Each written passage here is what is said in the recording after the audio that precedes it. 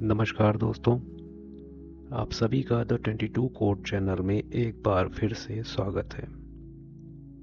आज का जो वीडियो है ये उन लोगों के लिए है जो अपने जीवन में सफलता पाना चाहते हैं, जो अपने कैरियर में, जॉब में संकटों को दूर करते हुए तेज़ी से आगे बढ़ना चाहते हैं, और जो लोग अध्यात्म की शक्ति पे विश्वास रखते हैं और समझते हैं या मानते हैं कि इस अध्यात्म की शक्ति से हम जीवन के सभी क्षेत्रों में आई कठिनाई को दूर कर सकते हैं।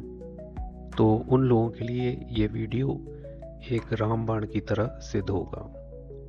तो मैं बात कर रहा हूँ राम रक्षा स्तोत्र की। राम रक्षा स्तोत्र एक बहुत ही शक्तिशाली स्तोत्र है और इसके संकल्प लेके इसका पाठ करने से बहुत सारी समस्याओं से मुक्ति मिलती है। अब देखिए, मैं यहाँ पे एक बात स्पष्ट कर दूं कि जो लोग किन्हीं और देवी देवताओं को मानते हैं, जैसे कोई काली को मानता है, कोई शिव को मानता है, कोई हनुमान जी को मानता है, कोई राम को मानता है या कोई विष्णु को मानता है, तो ऐसा नहीं है कि उनके भगवान उनको कुछ नहीं दे सकते हैं। मैं आने वाले टाइम में और ऐसे वीडियो बनाऊंगा जिसमें हर एक देवी देवता का एक स्तोत्र ऐसा बताऊंगा जिससे जो जिस भगवान को पूछता है उसी के स्तोत्र का जाप कर सके और उसका लाभ उठा सके। क्योंकि अक्सर होता क्या है, अगर कोई शिव भगवान की पूजा करता है तो वो जरूरी निश्चित तौर पे मेरा वीडियो देख के उसको लगेगा कि यहाँ राम रक्षा स्तोत्र की बात हो रही है और उसके मैं इतने लाभ बता रहा हूँ, तो चलो मैं ये भी कर लेता हूँ। इससे क्या होता है कि आपकी जो निष्ठा है उस भगवान में, आपका जो विश्वास है उस भगवान में जिसकी आप पूजा कर रहे थे, वो कम हो जाता है। तो आपके जो भगवान है वो, या आपकी जो आध्यात्मिक शक्ति है वो आपके लिए फिर काम नहीं करती। तो इसलिए सभी भगवान जो हैं सभी कुछ देने के लायक हैं।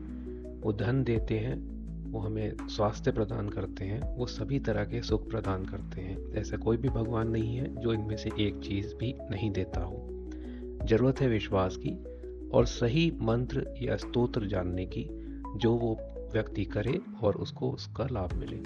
इसलिए यहाँ पे जो लोग वैष्णव हैं, विष्णु जी को मानते हैं, राम जी की पूजा करते हैं, हनुमान जी की पूजा करते हैं, वो राम रक्षा स्तोत्र कर सकते हैं। और जो दूसरे देवी देवताओं की पूजा करते हैं वो भी कर सकते हैं, ऐसा ज़रूरी नहीं है कि वो नहीं कर सकते। पर अंदर से ये विचार मत लाइएगा कि हाँ, इन चीज़ों को करने से फ़ायदा नहीं हो रहा तो चलो राम रक्षा स्तोत्र मैं कर लेता हूँ। उससे आपका विश्वास अपने ही भगवान पे कम हो जाएगा। तो अब बात करते हैं राम रक्षा स्तोत्र की। राम रक्षा स्तोत्र जो है बहुत ही एक विचित्र स्तोत्र है। इसको बुद्ध कौशिक ऋषि ने लिखा था और उन्होंने इसको अपने आप नहीं बनाया था। स्वयं भगवान शिव ने स्वप्न में बुद्ध कौशिक ऋषि को यह पूरा स्तोत्र बताया था और सुबह प्रातः उठते ही सबसे पहले उन्होंने उसको ज्यों का त्यों लिख दिया। इसलिए इसे स्वप्न प्राप्त स्तोत्र भी कहा जाता है। राम रक्षा स्तोत्र जो है वो सिर्फ स्तुति नहीं है, एक ऊर्जा का कवच है। इसमें शरीर के हर अंग की रक्षा के लिए अलग अलग श्लोक हैं। इसे कवच स्तोत्र भी कहा जाता है और ये नियमित जाप करने से व्यक्ति के चारों ओर एक सूक्ष्म सुरक्षा घेरा भी बनाता है। इस स्तोत्र में राम के विभिन्न नामों का भी प्रयोग हुआ है। उदाहरण के तौर पर राम, राघव, दशरथात्मज आदि। ये स्तोत्र अदृश्य शक्तियों से भी रक्षा करता है और अग्नि तत्व को सक्रिय करता है आपके शरीर में, जिससे आंतरिक शक्ति बढ़ती है, भय कम होता है, कमजोरी दूर होती है और भ्रम को भी नष्ट करता है। इस स्तोत्र में इतनी ताकत है कि अगर विश्वास के साथ किया जाए तो ये आपके मन और भाग्य दोनों को बदल देता है। मन में ये अनुशासन लाता है, निर्णय करने की, लेने की शक्ति बढ़ाता है और धीरे धीरे जीवन की दिशा जो कि होनी चाहिए सही मार्ग पे वहाँ ले जाता है।